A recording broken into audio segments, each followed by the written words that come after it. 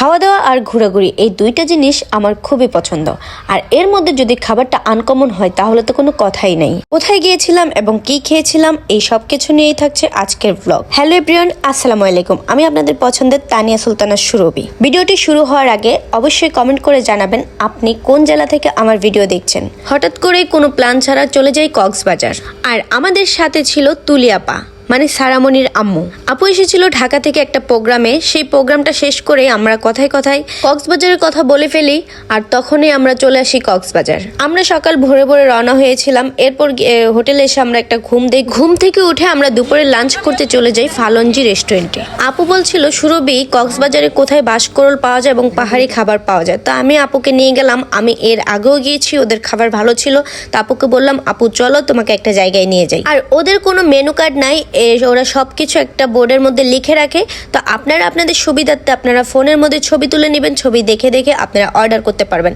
আমরা অর্ডার করি বাঁশকরল, তারপর হচ্ছে তিনমিশালি, এরপর কচু শাক, ইলিশ মাছ দিয়েছিল যেটা, এরপর হচ্ছে আমরা তুরজাও অর্ডার করি যেটা হচ্ছে সিদ্ধ সবজি ছিল, সাথে ছিল মরিচ ভর্তা।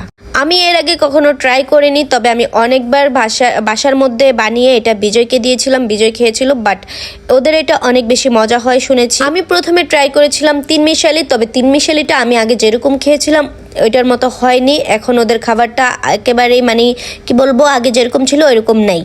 এরপর আমি হচ্ছে সিদ্ধ সবজি দিয়ে ট্রাই করি। এরপর আমি নিয়েছি বাঁশকরল।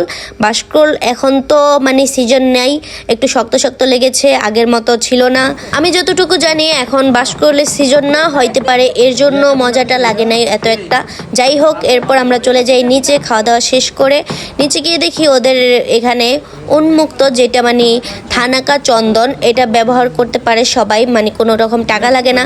পরে এই যে কাঠের, এটা হচ্ছে গাছের চন্দন আর কি, এটা ডলে ডলে ঘষে ঘষে তারপর হচ্ছে যেটা বের হয় একটু কাদা কাদা টাইপসের, পরে এটা নিয়ে ফেসে লাগানো যায়। তো এটা সবাই দিতে পারে। তা আমি এখানে আমাদের ওই যে তুলিয়াপার হাজব্যান্ড ভাইয়া ঘষে ঘষে একদম বের করে দেয়। এরপর এটা আমি, তুলিয়াপা, এরপর তুলিয়াপুর হাজব্যান্ডও, আমরা সবাই একটা ফেসের মধ্যে লাগিয়ে নিই। আর সিদ্ধ খাবারের সাথে যে মরিচ ভর্তাটা ছিল সেইটা খাওয়ার পর তুলিয়াপার পেট অনেক বেশি ঝালা পোড়া শুরু হয়ে যায়। তো আপু বলতেছে একটা দই খাইলেও অনেক বেশি ভালো হইতো, দই কোথায় পাওয়া যাবে।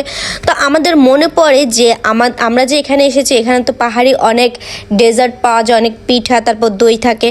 এরপর আমরা আবার উপরে উঠি, আর আমরা অর্ডার করি তালের গুড় ও রস দিয়ে বিন্নি চালের পিঠা, এই যে দেখতে পাচ্ছেন। আরেকটা হচ্ছে দই, তালের রস না সরি গুড় দিয়ে। এরপর হচ্ছে বিন্নি চালের পিঠা, আরেকটা হচ্ছে কলা পাতায় মোড়ানো একটা পিঠা ছিল বিন্নি চালের। এরপর আমি এক এক করে এগুলো ট্রাই করি। আমি বলতেছি দেখো এগুলো পোকার মতো লাগতেছে, কেমন না। আর অনেকে দেখছে আমার এই ভিডিওটা দেখে অনেক কমেন্টও করেছে। যাই হোক, খাবারটা এই পিঠাটাও অনেক বেশি মজা লাগছে, আমার কাছে ভালো লাগছে, ঠান্ডা ঠান্ডা একটু।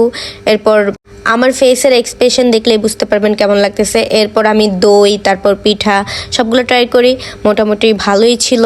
তো আমার কাছে সব মিলিয়ে ভালো লাগছে যে তুরজা, এরপর পিঠা, আর কচু শাকের যেই মাছের ইলিশ মাছের মাথা দিয়ে, ওইটার মধ্যে কোনো রকম ইলিশ মাছের স্মেল পাইনি, বাট ভালো লাগেনি। বাঁশকরলটা যেহেতু আনসিজন তার মধ্যে ভালোই ধরা যায়, বাট সিজনে হইলেও অনেক বেশি মজা লাগতো।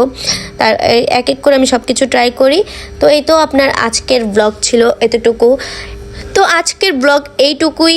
ভালো থাকবেন, সুস্থ থাকবেন এবং আমার জন্য দোয়া করবেন। ভিডিওটি লাইক কমেন্ট শেয়ার করে দিবেন। আল্লাহ হাফেজ।